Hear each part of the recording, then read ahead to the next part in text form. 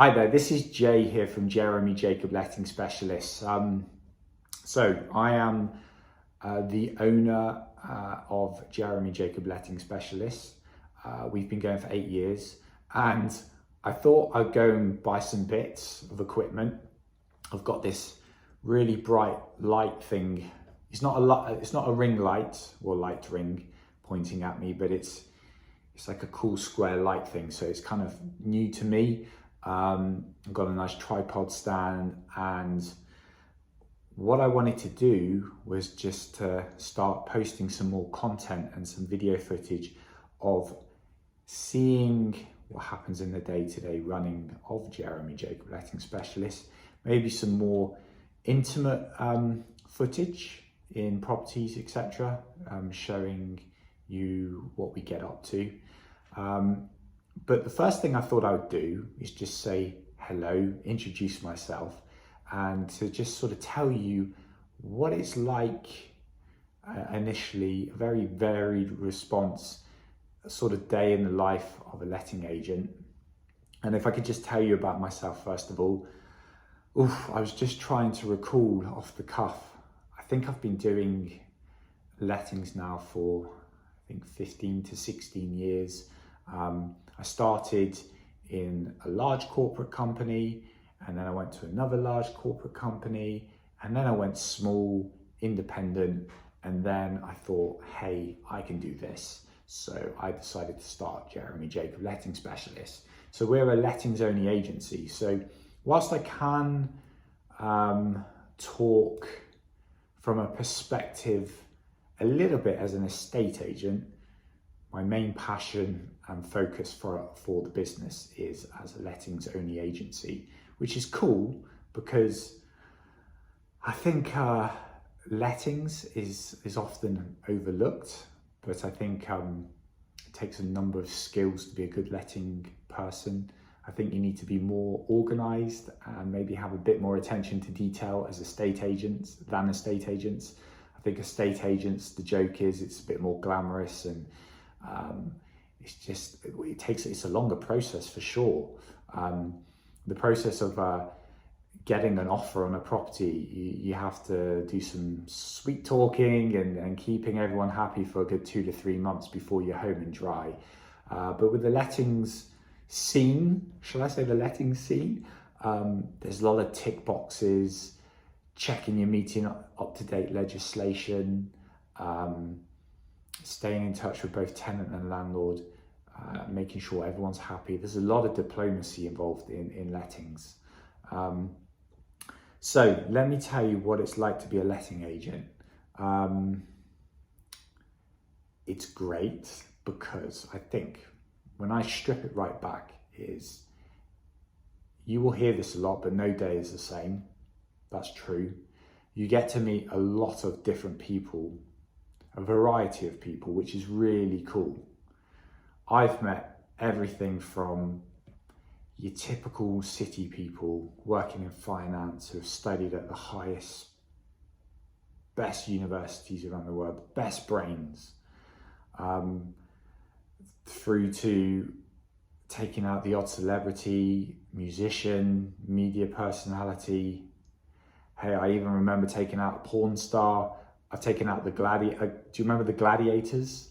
I've taken out a gladiator before. I can't remember which one it was. He was an ex. It was when gladiators made a comeback for the second time. And it was an ex-GB athlete. I should know this to my fingertips.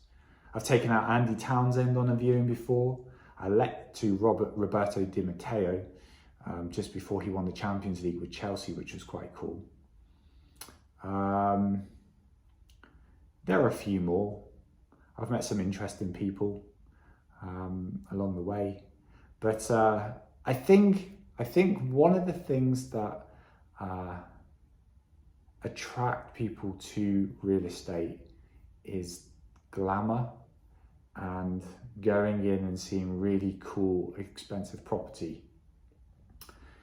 And if you watch Selling Sunset, which I know that some people will do, and there's what's that $1 million list in New York, Well, that first of all comes from more of a stance of selling property. There is a lot more what I call behind the scenes trench work, appearing like a swan on top. I'm talking from a London perspective as well. I think that what goes on behind the scenes is a lot of careful going back and forth between a tenant and a landlord, and making sure everything is okay and everyone is okay. And I think in shows like Selling Sunset, $1 Million List in New York, you see them turn up to a house, it's a double kiss, couple glasses of champagne, and it's, hi, how are you? So we're going to do this deal. And then it's like, have you got a backup offer? And then it's like a bit of goss, a bit of a falling out, and everyone's dressed impeccably well. And there's a lot more to it. So I think, a day in the life of a letting agency, typically you'll come into an office. I think one of the first things that you'll want to do is who wants to view properties overnight. You'll go out and do those viewings. Then you'll want to follow up with those prospective tenants. And then you've got another side of it, which is canvassing for new landlords, keeping care of the existing ones.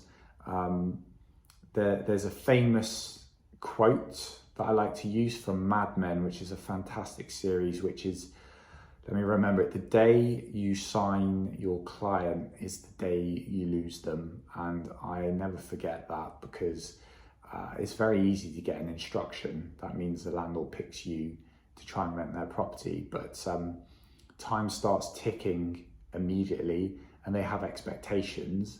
And if you're not careful, they will want to start to consider using either an additional agent, which adds competition, or maybe change agents. So it's really important to look after your landlord relationships. And the easiest way you can do that is to always be staying in touch with them and updating them.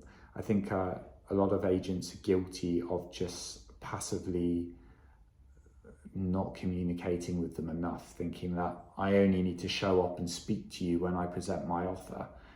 I think if you're in a staged way, always making an effort to speak to the landlord, even if you have not much to say, it's an excuse to connect, build that relationship tighter, and just set the scene in terms of managing the expectations of the landlord.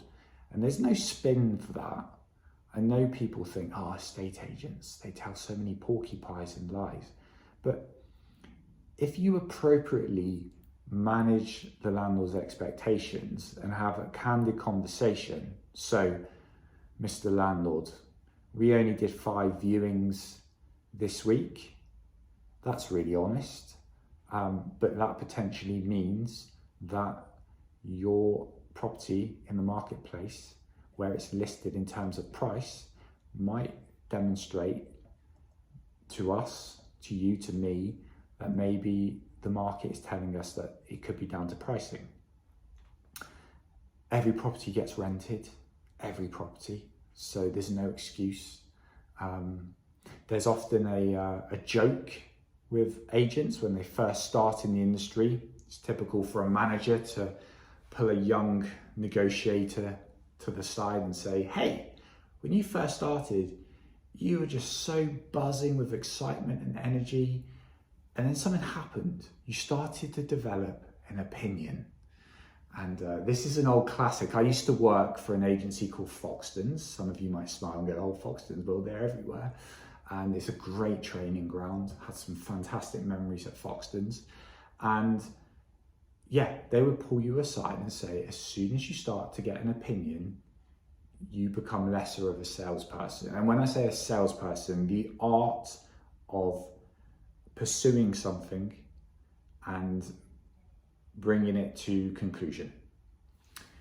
As soon as you get an opinion about a property, because there are nicer properties out there than others, But as soon as you get an opinion about that property, oh, this person's not going to want to live here.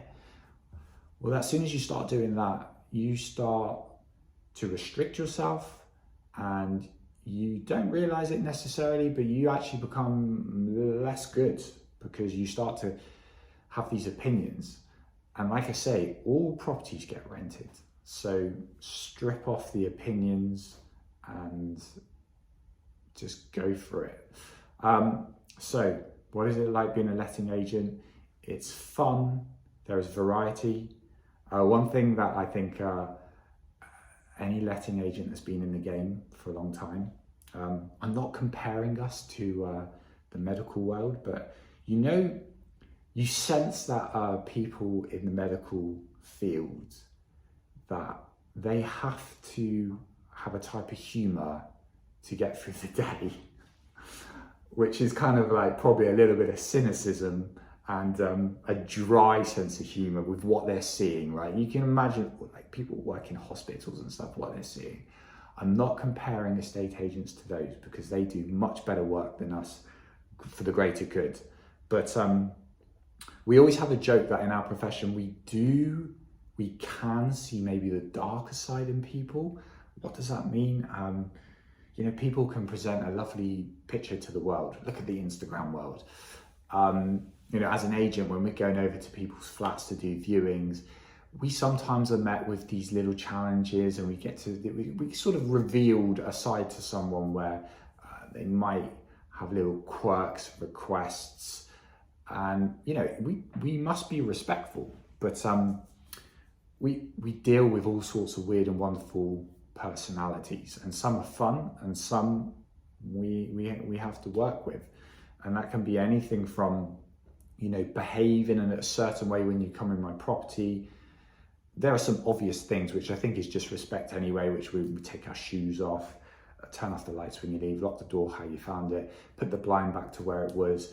But you will notice that some people on a spectrum are really forgiving and relaxed and flexible, and you think, oh, that's interesting. And then on the complete other side, there are some people that are really like strict, and they'll tell you off, or just sometimes you feel like, I breathed and you're telling me off.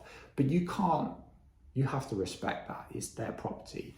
And when we go in there, we're empowered with the trust to go and do viewings in people's properties when they're in the last 2 months of their tenancies, or our landlord has just bought property and they've done this amazing refurbishment and they're really proud of it. The little things like just taking your shoes off, I mean, it just makes common sense. So what happens to us with letting agents? We've got a bit of a dry sense of humour, which maybe we might keep that a little bit to the side for the back room, So yeah, there's that. We drink a lot of coffee, I think, because we want to go out and pick ourselves up, get the caffeine down us. I think it's great. I'll tell you one thing. I worked in retail as one of my first jobs outside of university, and I found that so hard. Like in a clothes shop, picking up stuff, being asked a question every single second. I'd want to run upstairs to the stock room. I actually preferred working in the stock room, which is ironic because that's so like on your own, isolation. But I loved it. I'd put my headphones on and be doing all the tagging and stuff. But when I took those clothes down to the shop floor, boy, I wanted to get back upstairs, because I found working on a cash desk, just a constant queue, it's really intense. And I think it's good practice for someone to do a job like that, to get out of the way, because when you go and work in real estate, even if you come in as a very junior role, you just instantly realize like the empowerment you have of like structuring your own day. I mean, you'll be given a lot of structure by whoever's training you, but it's like, go out and do a viewing, and you leave the office, you walk into your viewing, you realize like, I've got my own time right now. I can phone someone, I could do a little Instagram post, you go do your viewing, you can do the same coming back, and then you do a little bit of work on the laptop, and then you think, oh, change of scenery again. I'm going back out on a viewing, and then I come back doing my lunch. It's like the day just goes really nice and quick because there's a variety of like in and out, in and out. I would hate to be sat on my bum all day. I would find that really difficult. So I think it keeps you fit to a degree. I know that a lot of estate agents, that you see them in a car, but the world's changing anyway, and I'm sort of an advocate for that. Like, do you need a car all the time? But you see an estate agent in the car, but when they park up and they go and open the door and they walk up the stairs and then they come back down and then they go show another property, walk up the stairs, they come back down. I mean, if you do about 6-7 viewings in a day and you've done that, and maybe you've shown 3 properties to each person, so seven appointments, 3 properties a time, you can be really, really tired. I tell you, the relocation agent sector, I have to give my hats off to them. So the relocation agents, what they do is they work with big corporate companies. So if you take your Apple, your Facebook, they are the liaison for a person that's been relocated. So maybe they're coming from America and they need a property in London. Facebook might pay the employee so that we're going to relocate you, pay all your costs, and we'll have a nice person, a relocation agent, that will help you with your property search. And that relocation agent will literally scan all the estate agents' websites and then pick like a selection of 20, and over 2 days, they spend all their time with that person. It's like such like an emotional commitment, and they have to take them around literally like property after property after property. Credit to those, because I don't think I could do that. So like with estate agency, letting agency, you get to go back to the office, sit down, have a little play on the laptop, have a bit of banter in the office, check in with people, and then you're off again.